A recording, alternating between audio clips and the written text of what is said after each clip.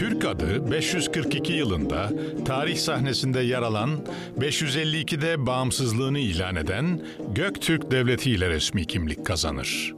Aslında bu devletin adı Göktürk değil, Türk'tü. Moğolistan'da kurulan Türk adlı devlet, kısa zamanda bütün Orta Asya'yı, Kuzey Çin'i, Tibet'i hakimiyeti altına alır. Ardından Kore'den Karadeniz'e kadar Kafkasların kuzeyi, hatta Kuzey Afganistan'ı kendisine bağlar. Böylece hem Çin, Tibet, Kore kaynaklarında hem de Bizans kaynaklarında Türk Devleti adıyla geniş yer edinir. Orta Asya, Türkiye diye anılmaya başlar. Bağımsızlığı yaklaşık 200 yıl süren Göktürk Devleti, 745 yılında yıkılarak tarih sahnesinden çekilir. Yıkılan devletin topraklarının doğu kanadında 9 Oğuz boylarının üzerinde hakim olarak idareyi sürdüren Uygurlar, Kutsal Ötüken Ormanı'nı ele geçirir ve Uygur Kağanlığı'nı ilan ederler. Uygurlar kendilerine has bir alfabe geliştirirler. Kağıt ve matbaayı kullanan ilk Türkler onlar olurlar. Mani dinini benimseyerek yerleşik hayata geçer ve tarihin en parlak medeniyetlerinden birini kurarlar. Günümüz Moğolistan topraklarıyla tüm Türkistan coğrafyasını fetheden Uygur Kağanlığı, milattan sonra 9. yüzyılda Kırgız akınlarıyla parçalanır. Ancak Uygur dili ve kültürü tüm Orta Asya'da 14. yüzyılın başlarına kadar baskın kültür olmaya devam eder. Karahanlılar döneminde aşiretler halinde İslamiyet'i benimseyen Uygurlar, milattan sonra 12. yüzyıldan itibaren sırasıyla Karahitay ve Cengiz Han hakimiyetine girerler. Çağatay Hanlığı döneminde devlet yönetiminde söz sahibi olan Uygurlar, Timur İmparatorluğu içerisinde de etkinliklerini sürdürürler. Timur İmparatorluğu'nun dağılmasının ardından Türkistan'ın doğusunda yaşayan Uygurlar çeşitli hanlıklar kurarak bölgede egemenliklerini devam ettirirler. Sultan Satuk Buğra Han, Kaşgarlı Mahmut, Yusuf Has Hacip, Alişir Nevai gibi ünlü şahsiyetlerin yetiştiği Türkistan, 18. yüzyıldaki Çin-Mançu istilasına kadar önemli bir ticaret ve kültür merkezi olur.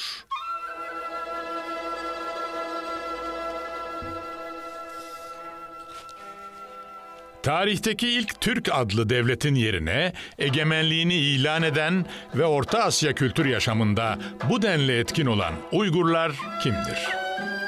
Bu soruya cevap verebilmek için önce tarihte bilinen ilk Türklerin yaşam alanlarına ve yaşam biçimlerine bakmak gerekir.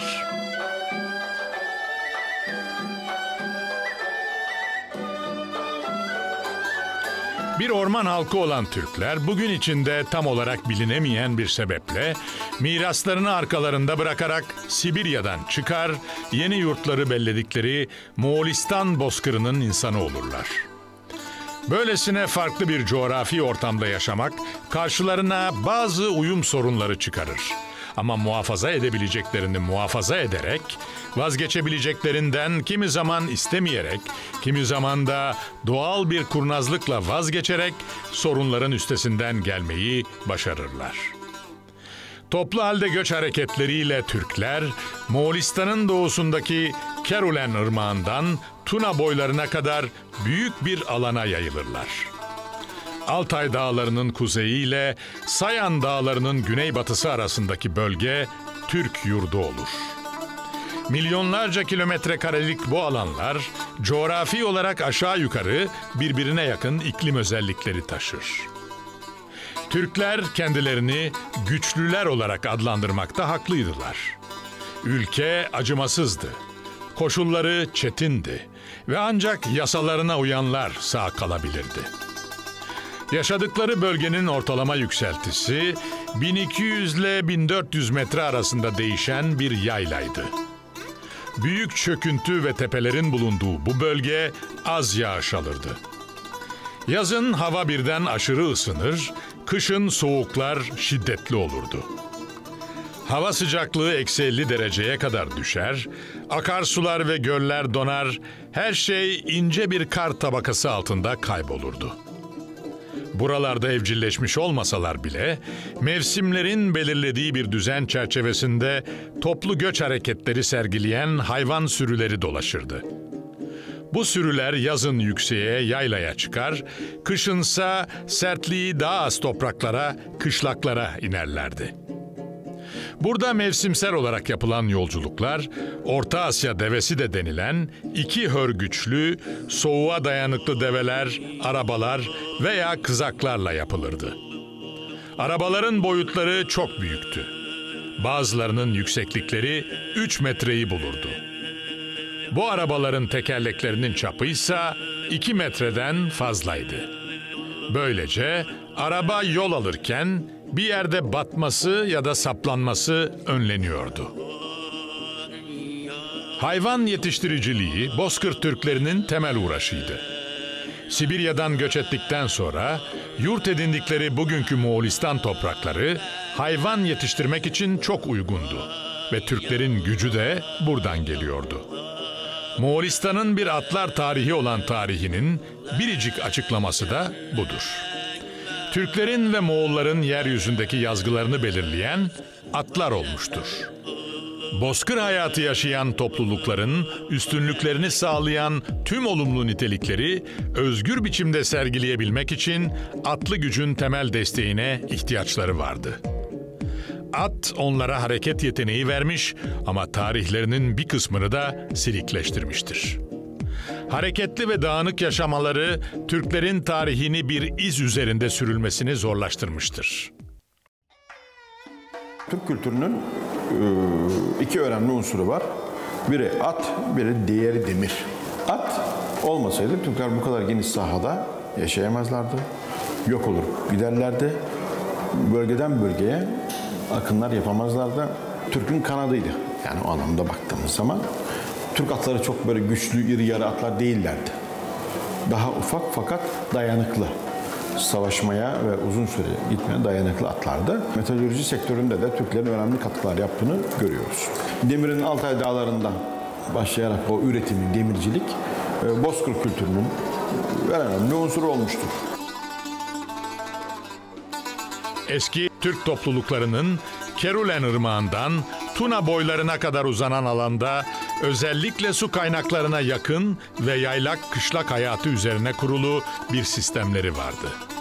Bu, her boyun kendi insan topluluğu ve ekonomisinin temeli olan hayvanlarıyla birlikte yaşadığı belirli bir alanı vardı anlamına gelir. Böyle bir hayat tarzını asalak toplumların yaşadığıyla karıştırmamak gerekir. Bu Bozkır'ın derinliklerinde doğayla bütünleşmiş insan gruplarının hayatlarını sürdürebilme mücadelesidir. Tarıma elverişli alanlar bulamayan kabileler, büyük sürüler halinde bıraktıkları hayvanlarının ürünleriyle hayatlarını devam ettirebiliyorlardı. Üretim fazlalarını da komşu yerleşik topluluklarla değiş tokuş yaparak diğer ihtiyaçlarını karşılama yoluna gidiyorlardı. Özellikle at ve koyunla bu hayvanlardan elde edilen ürünler, Altay dağlarından çıkarılan demir komşularının dikkatini çekiyordu. Bozkır'da yaşamak çok zordu. Vahalarda, verimli arazilerde yaşamanın kolaylığı ve getirdiği ekonomik zenginlik, Bozkır'da yaşayan toplulukları her zaman cezbediyordu. Bu sebeple Türk toplulukları uygun alanlar bulduklarında yerleşik hayata geçtiler. Tahıl, meyve, sebze yetiştirdiler. Kısacası Türkler kendilerine elverişli buldukları alanlarda yaşam tarzlarını değiştirdiler. Daha kolay ve rahat olan yerleşikliği tercih ettiler ama çoğunluk ve toplum dinamikleri Bozkır'da yaşamı daha çok sevdiler.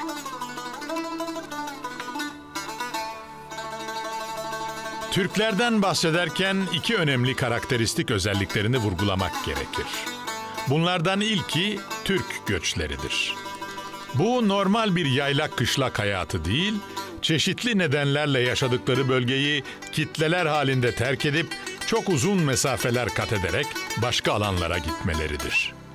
Kimi zaman nüfusun artması nedeniyle otlakların yetersiz kalması, kuraklık veya ağır kış şartları kimi zaman da Moğol ve Çin gibi kavimlerin baskısıyla yerlerini terk edip başka alanlara gitmek zorunda kalırlar. Yakın geçmişe kadar süren Türk göçlerinin Asya ve Avrupa tarihi ve medeniyetleri üzerinde önemli etkileri olur. İkinci karakteristik özellik eski Türk toplumunun sosyal yapısıdır. Bu sosyal yapı aileden başlar. Uruk, boy, bodun diye genişleyen ve birbirinin içine geçen halkalar şeklindedir.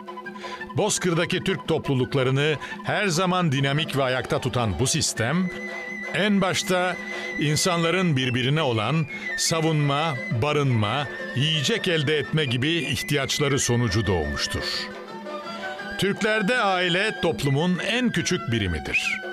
Aileler biraz büyüdüğünde küçük kabileleri, küçük kabileler boyları oluşturur. Bir devlet kurulduğunda boyların birleşmesi yani halk tabakasına dönüşmesi bodun olarak adlandırılır. Türklerin bu sosyal sistemi içinde boy birimi ön plana çıkar.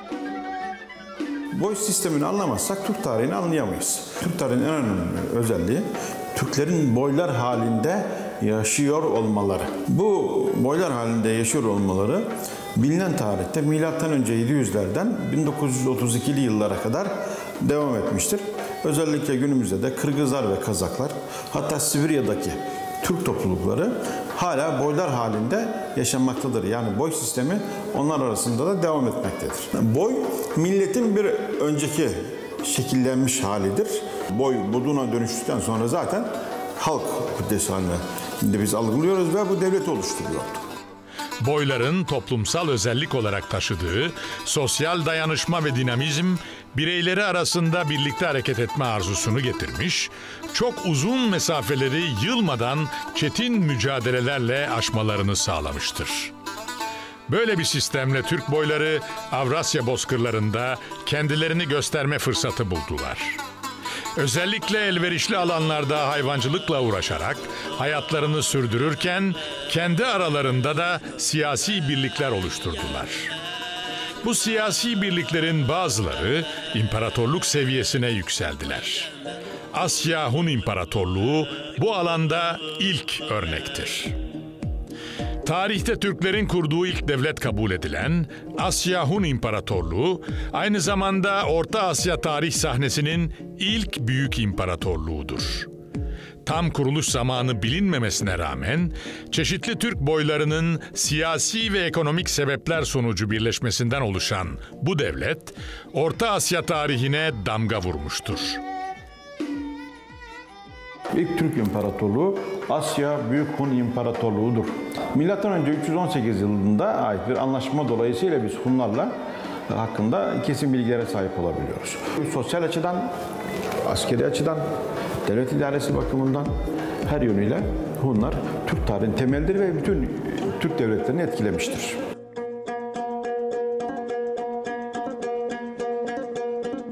Milattan önce 4. yüzyılda Çin devleti zayıflar.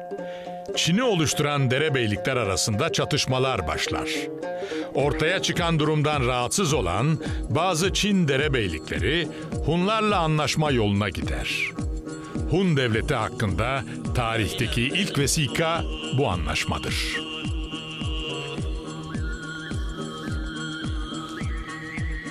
Hun devleti otlağı bol, besiciliğe elverişli bozkırlar bölgesinde kurulmuştu. Tarıma uygun toprakları sınırlıydı. Ekonomisinin temeli başta at olmak üzere hayvan yetiştiriciliğine dayanıyordu. Bunun sonucu olarak sosyal durum Çin'dekinden farklıydı. Çin'de geniş toprak sahipleriyle köle sınıfı vardı. Hun bölgesinde ise ne malikanelere ne de toprak kölelerine rastlanıyordu. Kan bağıyla birbirine sıkı sıkıya bağlı kabilelerden oluşmuştu. Bu yapısı ve ordunun Motun tarafından yeniden düzenlenmesi sonucu devlet merkezden yönetilen askeri bir teşkilat haline geldi. Hunların başına geçen Motun devletini yeni bir düzene soktu. Rahatsızlık veren komşularını savaşlarda mağlup edip hakimiyetini Kuzey Peçili'ye kadar genişletti. ve Çin topraklarına yöneldi. Çinlilerle savaş 3 yıl kadar sürdü. Çin İmparatoru Cao Tzu, Motun'a karşı yaptığı muharebede yenildi.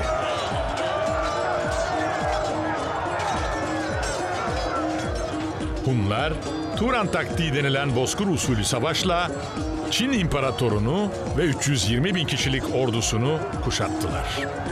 Bunun üzerine Çinliler barış istemek zorunda kaldılar.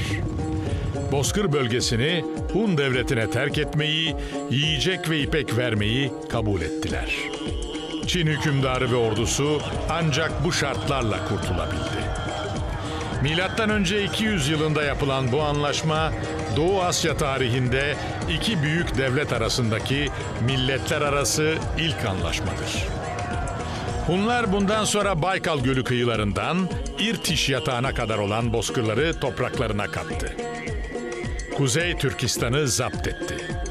O çağda Asya kıtasında yaşayan Türk soyundan bütün toplulukları Hun bayrağı altında ve idaresinde topladı. İmparatorluğun sınırları doğuda Kore'ye, batıda Aral Gölü'ne ve güneyde Çin'deki Wei Irmağı, Tibet Yaylası, Karakurum Dağları hattına, kuzeyde ise Baykal Gölü ile Obiş, İrtiş, İşim nehirlerine kadar uzandı. Hunlulara tabi olanların arasında Moğollar, Tunguzlar ve Çinliler bulunuyordu.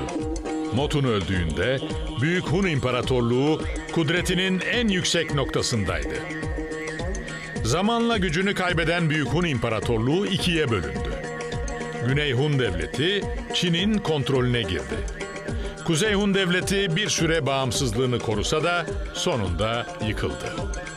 Hunlar kalabalık kitleler halinde göç hareketine başladılar. Böylece Kuzey Hun Devleti sadece istiklalini kaybetmekle kalmadı, halk da göç ederek yaşadıkları toprakları bıraktı.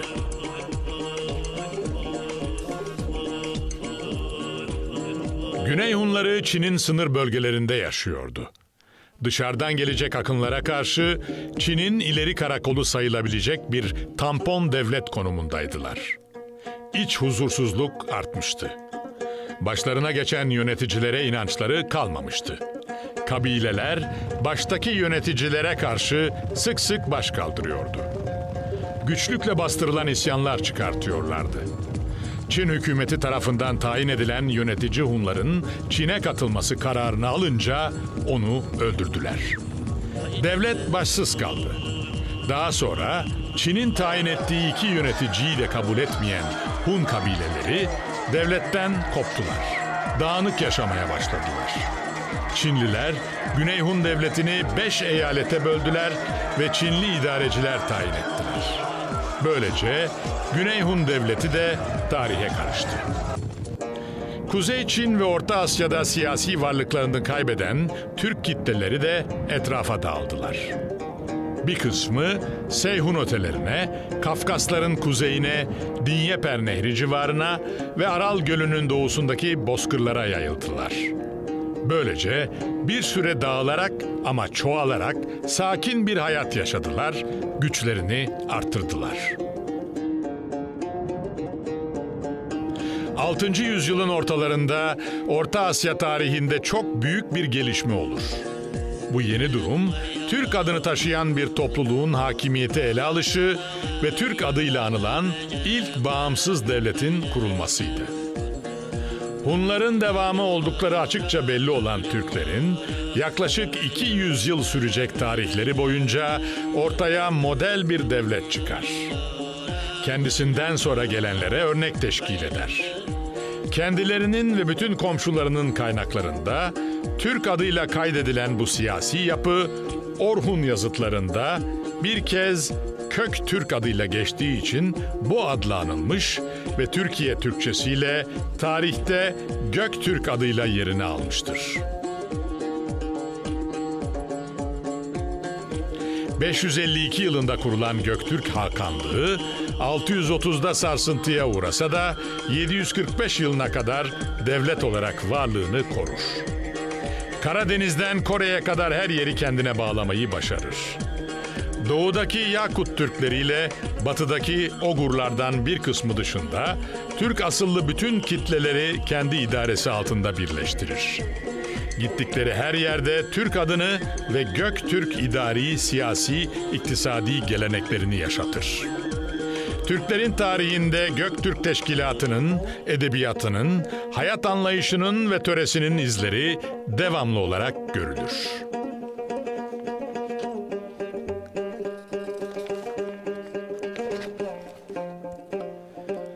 Milattan sonra 700'lü yılların ortalarına doğru Göktürk Hakanlığı'nın çöküş belirtileri kendini gösterir. Kağanlar devlete hakim olamazlar. Hanedan üyeleri birbirine düşer. Huzursuzluk bütün yurda yayılır. Durumdan yararlanan Basmiller, Karluklar ve Uygurlar birleşir. 742'de Aşina ailesinden gelen Basmil başbuğunu Kağan ilan ederler.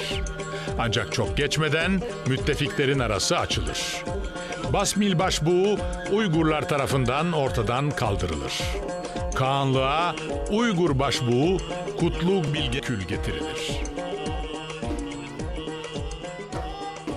Bilge Kağan'ın ölümüyle birlikte devlet işlerine Bilge Kağan'ın eşi Boğfu Hatun çok karışıyor. Ve haksız yere iki amcayı öldürtüyor. Bunun üzerine isyan çıkıyor o haksızlığın üzerine. Göktürk idarecilerinin başarısızlığı, beceriksizliği devletin birdenbire çatırdamasına yol açıyor. O süreçte Uygurlar, Karluklar ve Basmanlar baş kaldırıyor. Göktürkler kendi kendilerini yemiş, zayıflatmış oldu.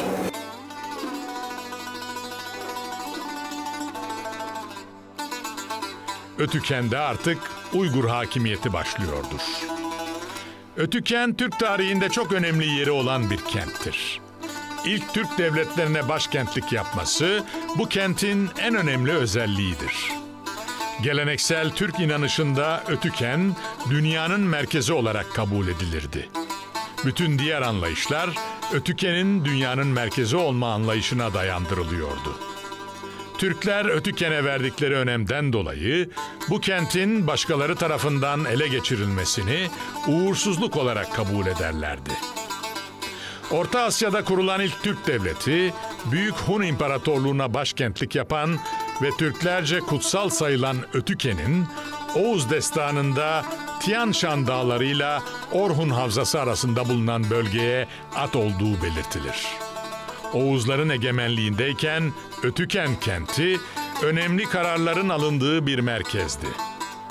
Gök Tanrı'ya ve yer sublara kurbanlar burada sunulurdu.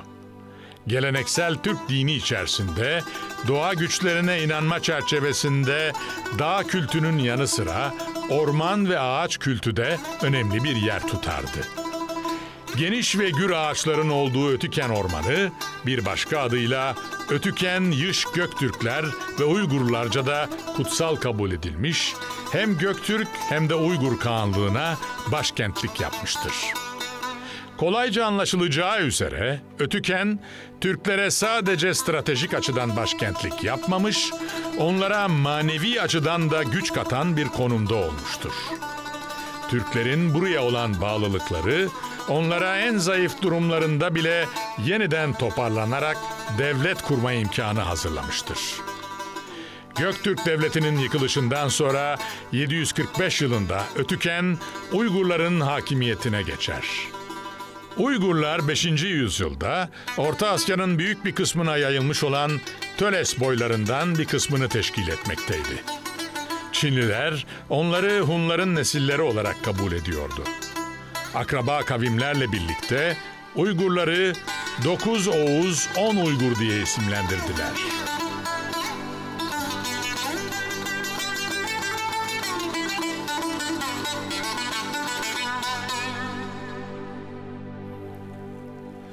Uygurlar sayı bakımından pek kalabalık değillerdi. Fakat çok kabiliyetli ve cesurdular. Yüksek tekerlekli arabaları vardı. Göçlerde ve harplerde bu arabalarına çok güveniyorlardı.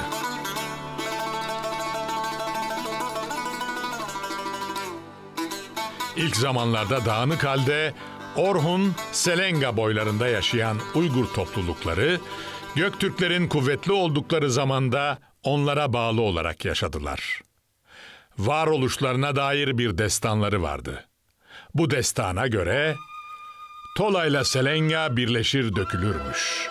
Suların kavşağında bir ada görülürmüş. Adanın ortasında bir tepe göğe ermiş. Tepenin tam üstünde bir de kayın göğe ermiş. Gün olmuş, zaman olmuş, bir ışık peyda olmuş. Işık gökten inince kayın da nurla dolmuş. Ne zaman ki gün batar, ışık gökten inermiş. Kayından sesler çıkar, herkes müzik dinlermiş.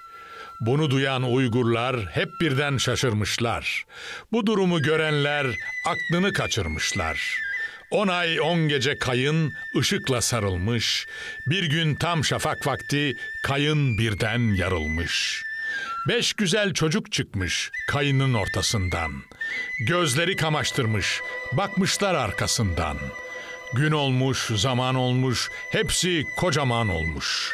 Küçükleri Bögü Han, Uygurlara han olmuş.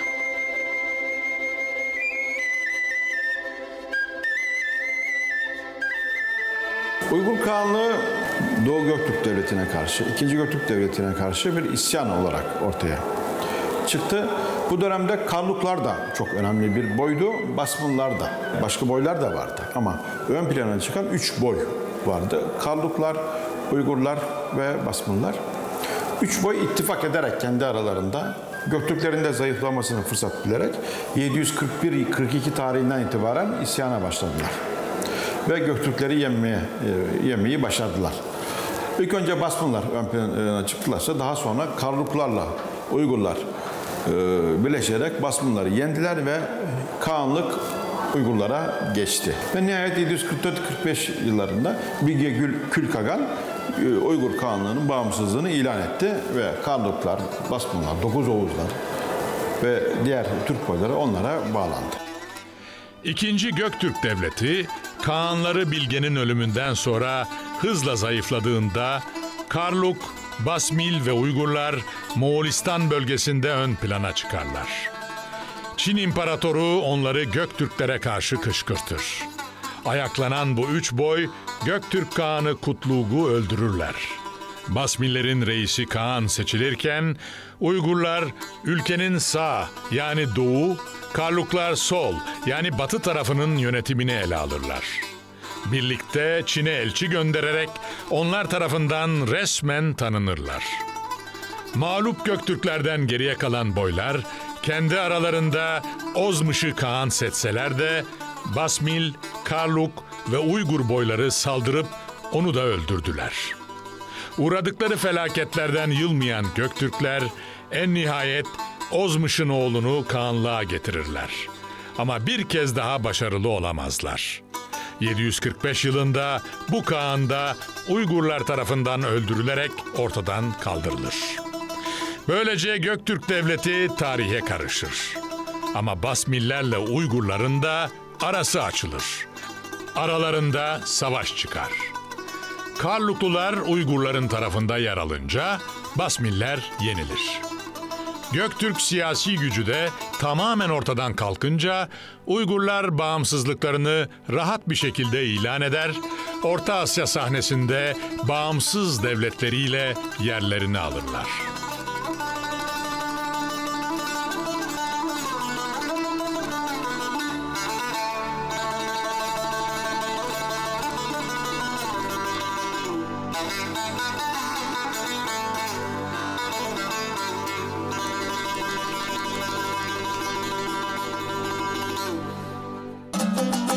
Ey Uygur'um, Uygur'um, uygarlıkta Uygur bul.